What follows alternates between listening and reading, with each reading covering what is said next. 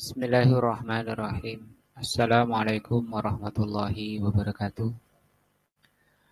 Alhamdulillahirabbil alamin wa bihi nasta'in ala amri dunya waddin. Asyhadu an la ilaha illallah wa asyhadu anna Muhammadan abduhu wa rasuluh. Allahumma shalli ala Muhammadin wa ala alihi wa sahbihi ajmain. Wa ba'du. Yang lalu pelajaran kita tafsir juz amma sampai pada firman Allah di surat Al-Alaq, innal insana layatgha.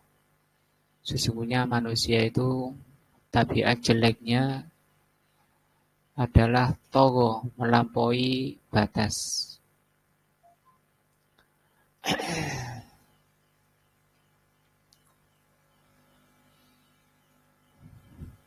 Kenapa manusia melampaui batas? Allah terangkan ar-ra'ahu istaghna. Di antara watak jeleknya manusia itu, tabiat jeleknya manusia itu ar-ra'ahu istaghna. Dia melihat dirinya merasa cukup dari dirinya sendiri, tidak butuh kepada Allah Azza wa Jalla.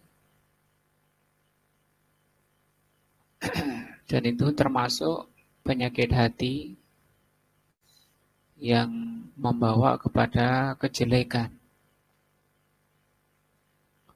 Maka di sini ayat ini mengingatkan agar kita berusaha untuk memperbaiki.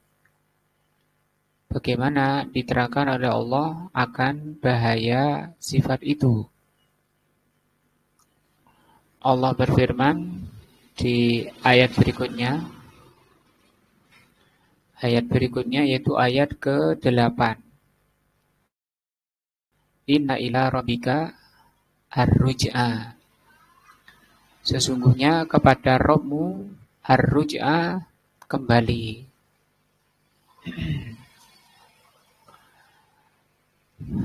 Di sini kata beliau, tsumma qala azza wa jal muhaddidan.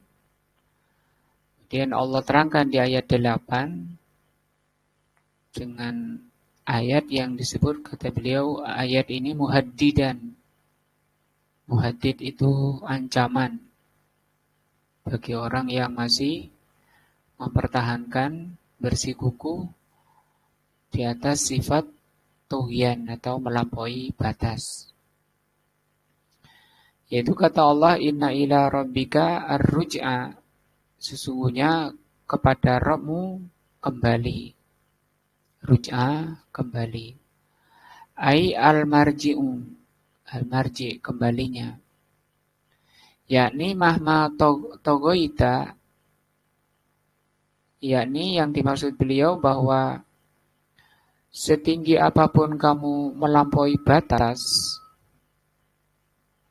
wa alauta, dan engkau merasa tinggi,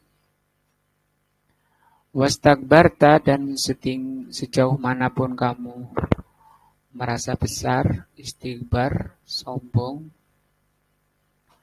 wastagnaita, dan sejauh manapun kamu merasa cukup, sehingga berbuat seenaknya, fa inna marji'aka ilallah azza wa jal. Secengkal-cengkalnya orang itu masih pasti tempat kembalinya, akhir daripada kembalinya adalah kepada Allah Azza wa Jalla. Kama qala Allah Ta'ala, sebagaimana firman Allah, illa man tawalla wa kafar, kecuali orang yang berpaling dan kufur.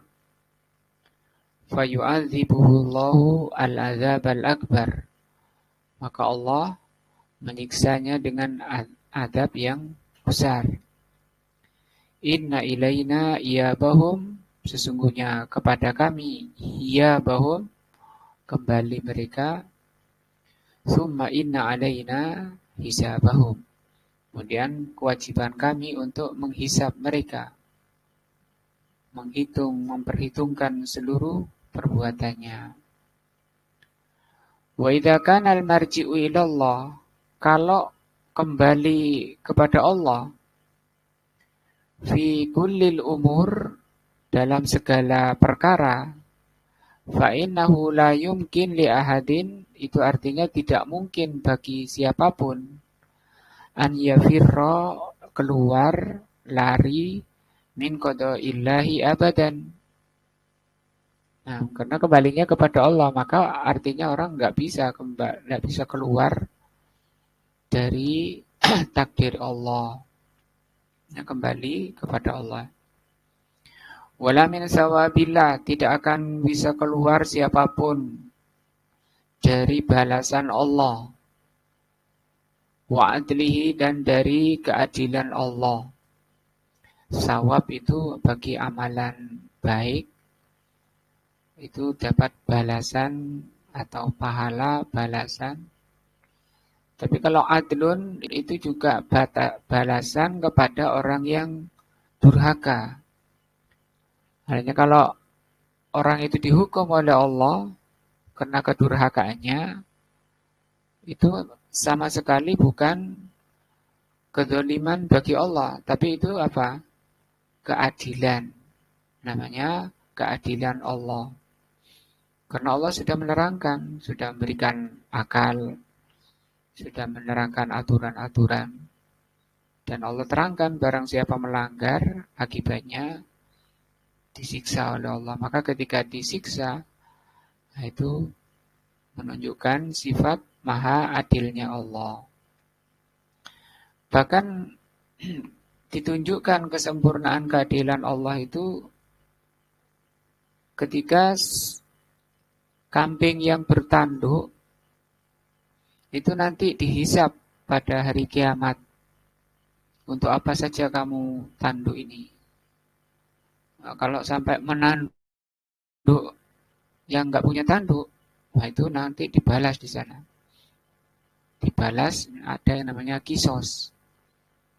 Nah, dibalas di situ bukan karena perbuatan dosa, karena kambing nggak ada dosanya, nggak ada taklif, nggak ada beban syariat. Nah, tapi di situ pembalasan-pembalasan dalam rangka untuk menunjukkan kesempurnaan sifat keadilan Allah. Artinya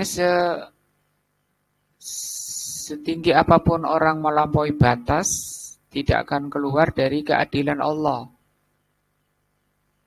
Wa qauluhu inna ila rabbikar ruj'a, sesungguhnya kepada Rabbmu engkau kembali. Rubbama nakulu, bisa juga dimaknai a'am, dengan makna yang lebih luas, lebih umum. Minal wa'id wa tahdid, dari sekedar ancaman. Nah, kalau di sini kan kita melihatnya sebagai ancaman bagi orang yang punya sifat tagha. Yakni annahu yasmulu al-wa'idu wa tahdid. Artinya inna ila rabbikar ruj'a ini bisa bermakna ancaman. Wa yasmulu ma huwa a'am, bisa bermakna lebih luas lagi. Anna ila rabbikal marji'u fi kulli syai'in. Maksudnya kembali kepada Allah dalam segala sesuatu. Kalau tadi kan dibatasi sejelek-jeleknya orang melampaui batas, sejauh manapun nanti toh balasannya di hadapan Allah, itu kan ancaman. Nah, akan menerima keadilan dari Allah. Tapi bisa bermakna luas, yaitu bahwa segala urusan, segala perkara, baik itu perkara syar'i, nah, perkara hukum, itu kembalinya kepada Allah. Sebagaimana firman-Nya, fa in tanaza'tum fi syai'in, apabila kalian menghadapi permasalahan di dunia ini, masalah besar atau kecil, Farudduhu, maka kembalikanlah ilallahi war rasul, kepada Allah dan Rasulnya. Pasti ada jalan solusinya. Ini urusan pertanggungjawaban syariat, ajaran Allah, ini juga kembali kepada Allah. Siapa yang taat, nanti balasannya kebaikan. Siapa yang tidak menjalani syariat Allah, kejelekan. Wal umurul kauniyah, bahkan perkara kauni. Kaun ini artinya itu kejadian.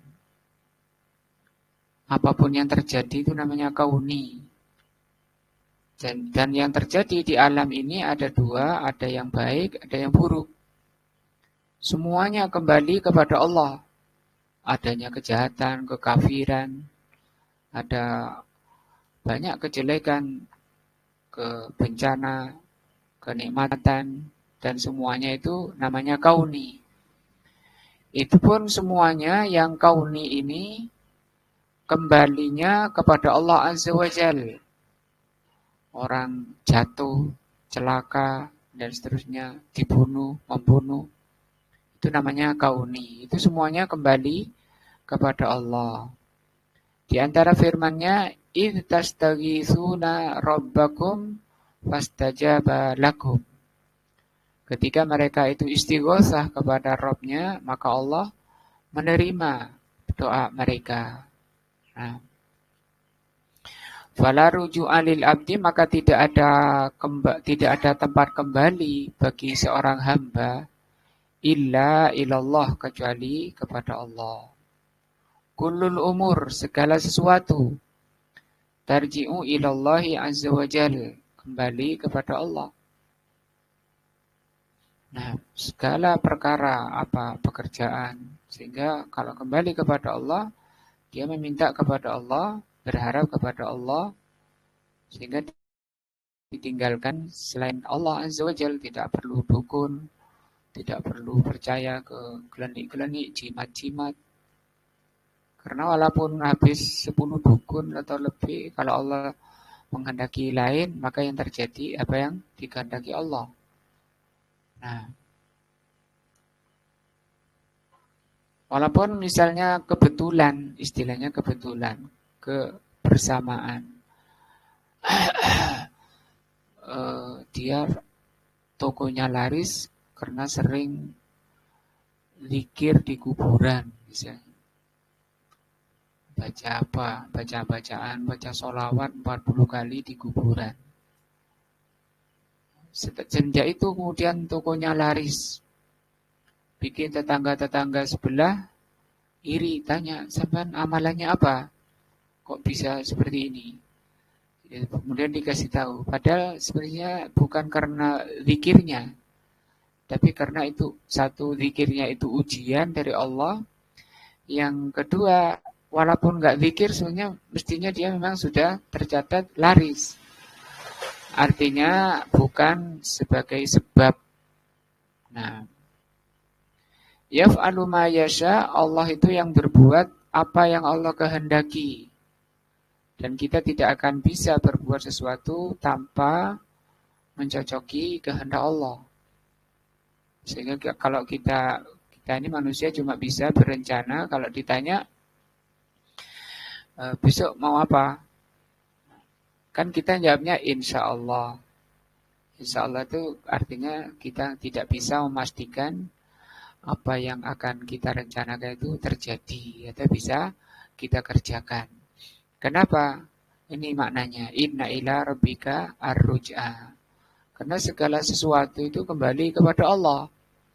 Kita hanya berencana, kita hanya berusaha. Nanti terjadinya itu Allah yang menentukan.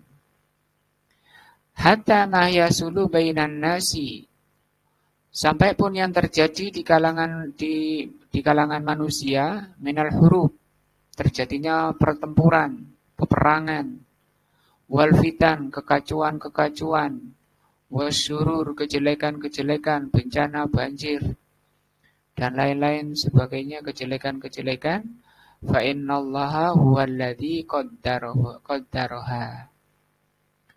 Maka semua itu, peperangan, Nah, kekacauan, kejelekan-kejelekan itu semua Allah Subhanahu wa taala yang telah menakdirkannya.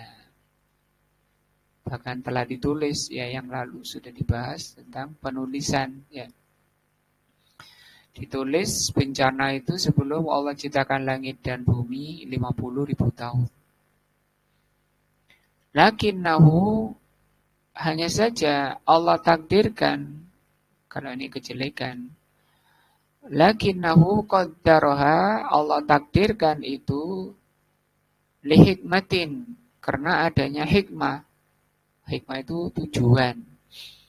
Jadi Allah menakdirkan adanya kejelekan, adanya orang kafir, itu ada hikmah. Ada kafir, ada mukmin, sehingga nanti ada perang antara orang kafir dan mukmin. Maka di sana Allah hikmahnya apa? Untuk dipilih ya yang mati syahid. Kalau nggak ada orang kafir, nggak akan terjadi mati syahid ya. Nggak ada mati syahid. Mau perang melawan siapa? Kalau semua mukmin misalnya. Nah, yang namanya syuhada itu karena adanya orang kafir. Nah, orang kafir itu kejelekan. Seperti Allah SWT menakdirkan adanya iblis. Nah, iblis Allah ciptakan sebagai musuh. Allah terangkan dalam banyak ayat, iblis itu musuh. Fattakhidhuhu aduwa, jadikan musuh.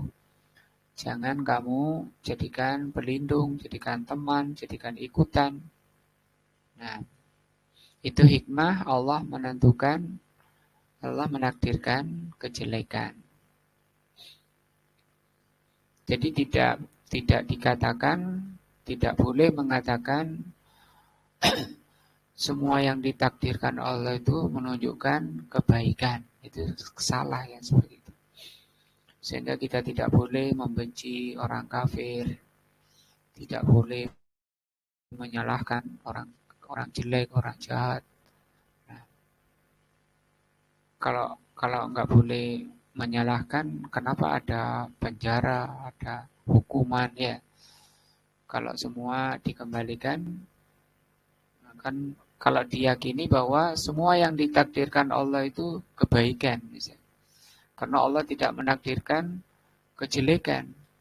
Nah, artinya di sini yang kita pahami, keyakinan Ahlussunnah itu kejelekan dan kebaikan itu penciptanya adalah Allah. Yang menakdirkan juga Allah Azza wa Jalla. Karena ada di masa Umar ibn Khattab, orang pencuri mengatakan ketika mau dipotong tangannya, "Loh, saya mencuri ini sudah ditakdirkan oleh Allah, ya Amirul Mukminin." Maunya dia supaya nggak dihukum. Kalau kita meyakini, iya ya, kan semua Allah yang menakdirkan. Masa Allah menakdirkan kejelekan? Nah, nggak masuk akal kalau Allah itu menciptakan kejelekan. Kan Allah itu Maha Rahmah, Maha Pengasih, Maha Penyayang. Ya kan, ayat-ayat itu dibawa. Kama qala ta'ala, sebagaimana firman Allah, walau sya'allahu, kalau Allah mau, maktatalal ladzina min ba'dihim, tidak akan saling membunuh, tidak akan saling berperang orang-orang setelah mereka, min ba'di ma ja'atuhumul bayyinat, setelah datang kepada mereka al-bayyinat, yaitu Rasul. Surat Al-Bayyinah sudah kita bahas. Sebelum diutusnya Rasul nggak ada perang. Nah, Rasul SAW berperang setiap setahun bisa sampai 3 kali, 2 kali. Kapan itu terjadinya peperangan? Itu setelah Allah utus Rasul dengan membawa al-bayyinat, membawa kebenaran. Nah, walakin ikhtalafu, tetapi mereka kemudian ikhtilaf. Ada yang beriman, ada yang tidak mau beriman. Terjadilah permusuhan. Maka ada permusuhan membela iman, memperjuangkan keimanan, memperjuangkan agama Allah, membela Rasulnya, Allah dan Rasulnya, itu disebut mujahid. Perangnya disebut fi sabilillah. Siapa yang diperangi? Lawannya yang tidak beriman. Faminhum man amana. Ketika datang Rasul, di antara mereka ada yang beriman. Waminhum man kafar. Di antara manusia, banyak yang kafir. Walau Allah, kalau Allah mau, maktatalu. Mereka tidak akan, kalau Allah mau ya, itu bisa beriman semua. Sehingga tidak ada perang. Atau kafir semua, sehingga mereka tidak akan berperang. Walakin Allah, tetapi Allah Azza wa Jal, yaf'alu ma yurid. Berbuat apa yang Allah kehendaki. Nah, jadi semua yang terjadi, kejelekan dan kebaikan, itu karena Allah menghendaki. Nah, fa'alun lima yurid. Allah itu yang melakukan atau berbuat apa yang Allah kehendaki. Nah, kenapa Allah berbuat seperti itu? Maka untuk Allah tidak boleh bertanya kenapa. Yang ditanya kenapa itu hanya makhluk Allah. Karena Allah itu maha penguasa, maha raja, sesembahan. Berbuat terserah apa yang dimaukan. Nah, tanpa ditanya, tanpa pertanggungjawaban perbuatan Allah. Yang dipertanggungjawabkan itu perbuatan hambanya, ya makhluknya. Kalau Allah nggak ada pertanggungjawaban. Pertanggungjawaban kemana? Nah, dia nggak boleh tanya kalau perbuatan Allah. Kenapa? Tapi kalau kenapa saya ini kok dijadikan orang miskin? Kenapa saya kok sering jatuh? Itu perbuatan kita yang ditanya. Apa jawabannya? Ada hikmah ya. Nah, tapi karena kena sakit sadar ya, oh ini nasihat. Kemudian kesadaran dari musibah atau rasa sakit, kesadaran diri karena diuji, karena sakit, maka itu yang disebut dengan taufik. Nah, itu yang disebut dengan taufik. Maunya Allah, orang ini dibuat sakit supaya sadar. Tapi kan tidak semua orang itu, orang yang sakit itu sadar, itu jarang. Nah, nyatanya banyak ngeluh, sembuh ya tambah dadi dan seterusnya. Karena kenapa? Nggak dapat taufik. Padahal maunya dari sakit itu tadi, takdir jelek itu sadar diri. Nah, atau sebagai balasan atas perbuatannya. Rasulullah bersabda, kalau Allah menghendaki orang itu baik, Allah segerakan balasannya. Sehingga dia bisa berjalan di muka bumi ini tanpa dosa, tanpa salah. Karena setiap melakukan suatu kesalahan, oleh Allah langsung dibalas. Nah, tapi kalau Allah menghendaki orang hamba itu jelek, maka ditunda balasan itu. Sehingga Rasul mengatakan, idza ahabballahul qauma ibtalahum. Kalau Allah mencintai suatu kaum, Allah uji. Nah, artinya kata para ulama, orang sakit itu, orang diuji itu menunjukkan atau sebagai tanda orang itu dicintai Allah. Sehingga dia mestinya ketika diuji itu mestinya adab yang terbaik adalah bersyukur ya. Diuji stroke apa itu, kolesterol itu, bersyukur itu sikap yang termulia. Karena sikap orang diuji dengan sakit itu ada 4. Pertama murka, jengkel, baik dengan hatinya, lisannya, perbuatannya. Nah, hatinya gerundel, mulutnya ngomel, perbuatannya benturkan kepalanya, jabak rambutnya. Yang kedua sabar, hukumnya wajib. Kalau yang pertama tadi hukumnya haram. Sabar ini wajib. Yang ketiga ridho. Ridho hukumnya sunnah, tapi pahalanya lebih besar dari sabar. Yang tertinggi adalah bersyukur. Ketika sakit, alhamdulillah. Ketabrak, alhamdulillah. Nah, kepleset, jatuh, alhamdulillah. Masya Allah ya kalau seperti itu. Sabar aja angel gitu. Dan kalau begitu kesimpulan dari ayat ini, ayat 8. Inna ila rabbikar ruj'a yakunu fiha, maka makna ayat ini bukan hanya sebagai ancaman saja terhadap manusia yang mempunyai sifat togo. Tapi yang terpenting memang ayat ini, ayat 8 ini untuk mengingatkan. Jangan togo, gitu. Jangan bablas melampaui batasan. Karena banter-banternya kamu melampaui batas, tetap kembali kepada Allah.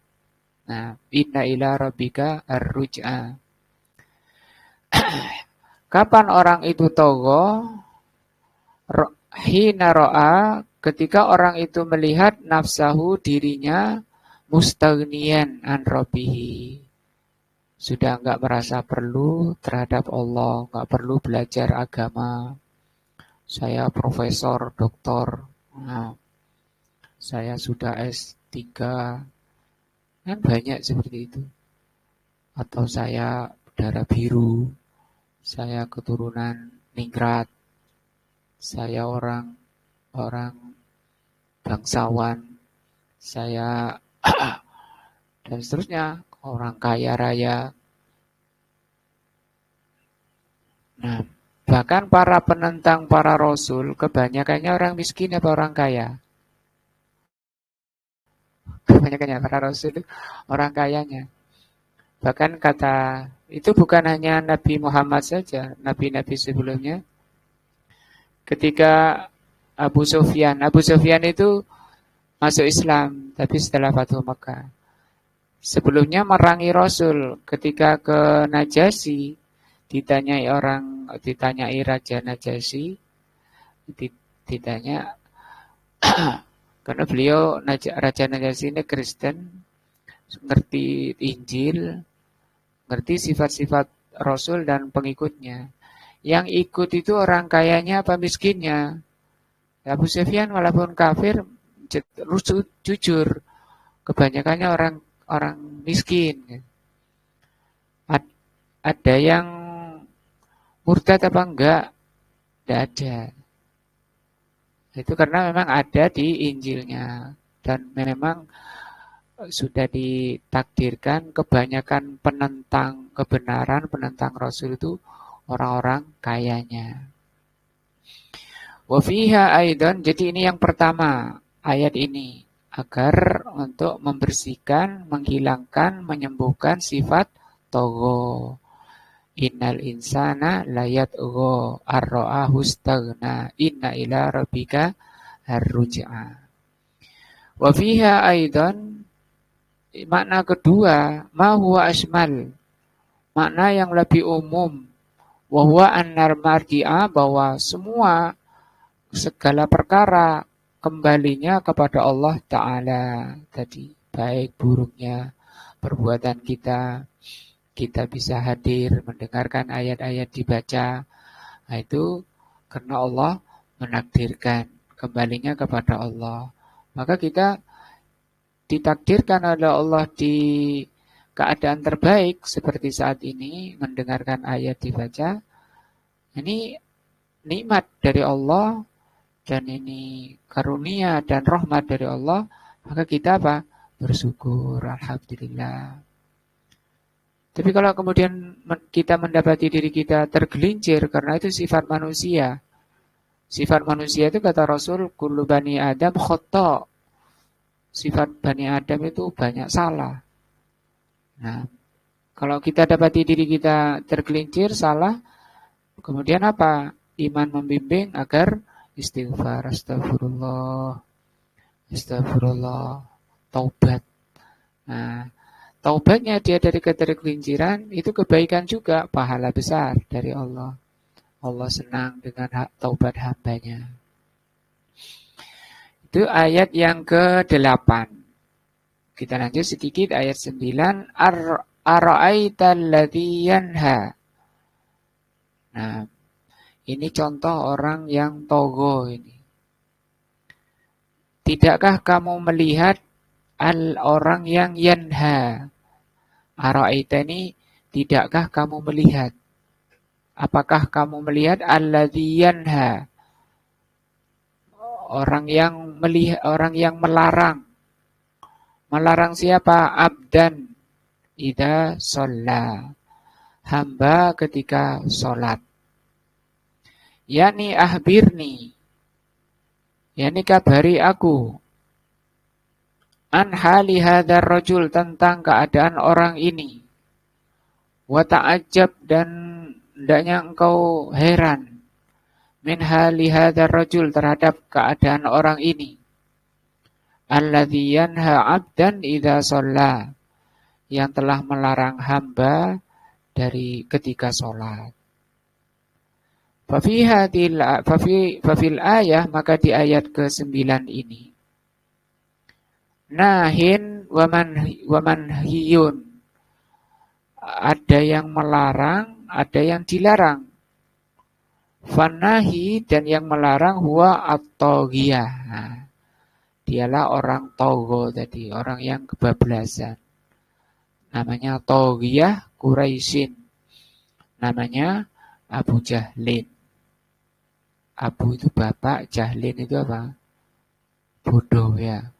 Bapak kebodohan. Bapak kebodohan ini ya semua orang kenal Abu Jahal ya. Wa kana yusamma fi Quraisyin Abul Hakam. Abu Jahal ini nama julukannya di kalangan Quraisy karena tokoh Quraisy, tokoh nomor 1 di Quraisy. Nama asalnya dijuluki oleh orang Quraisy Abul Hakam. Hakam itu bijak. Nah, kenapa disebut bapak bijak, bapak yang bijak? Li'annahum, karena orang-orang Quraisy yatahakamuna ilaihi. Orang Quraisy itu segala permasalahannya berhukum kepadanya, kepada Abu Jahal ini.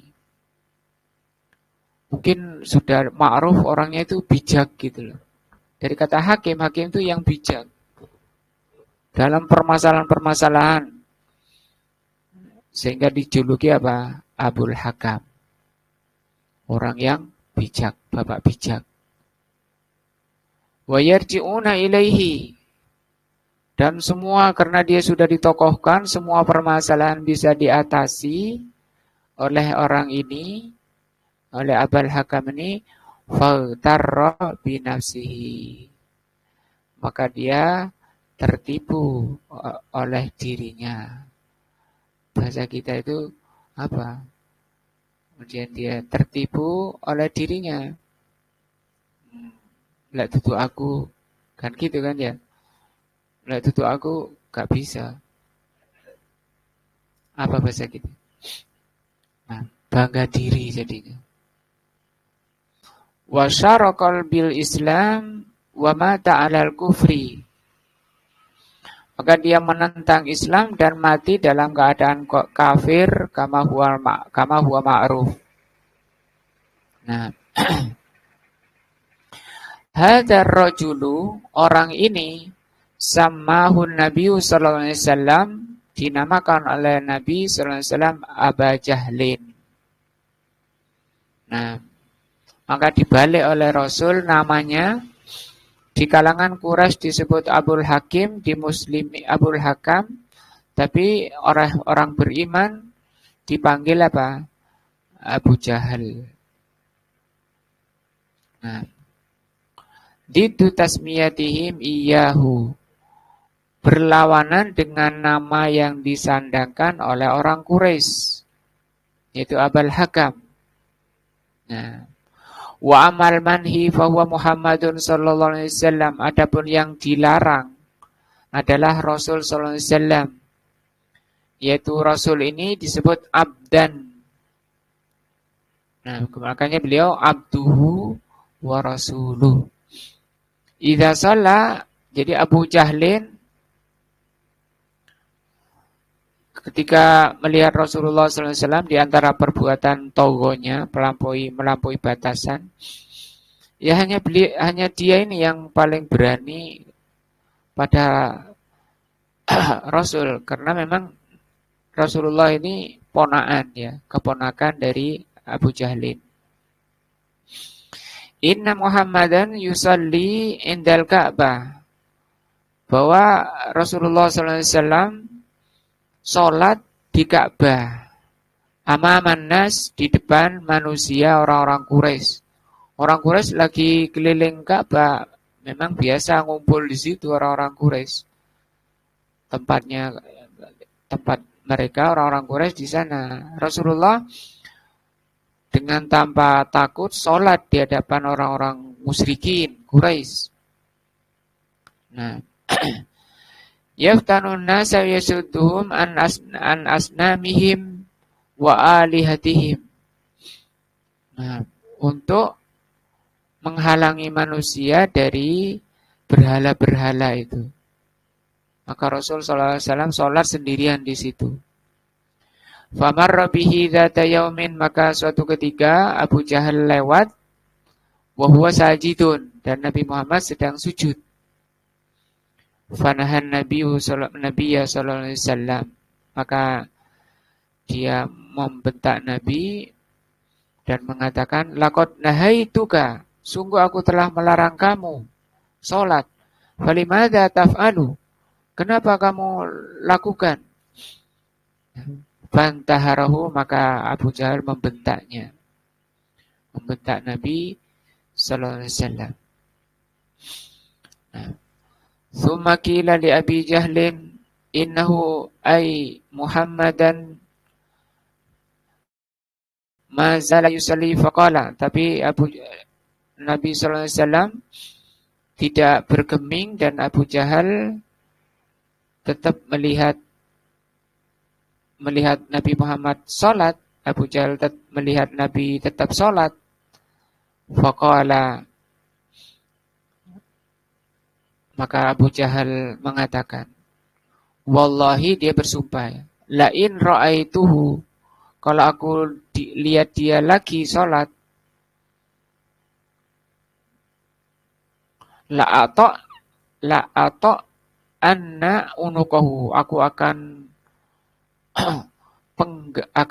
penggal lehernya, atau bukan dipenggal, aku akan putus atau akan injak lehernya bikodamai dengan kedua telapak kakiku. Wala uaffiranna wajhahu, dan aku akan lumuri wajahnya biturab, dengan debu. Kalau sampai Muhammad itu sholat lagi menghadap Ka'bah.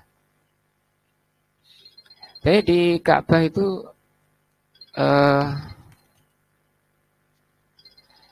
di Ka'bah itu isinya kanan kiri berhala kan ya. Nah,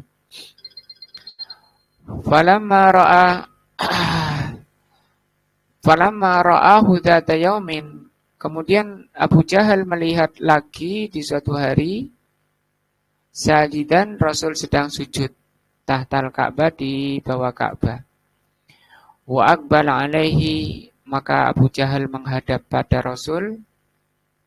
Yuridu an yubirra biyaminihi wa qasamihi, dia hendak menunaikan sumpahnya ini dan janjinya ini.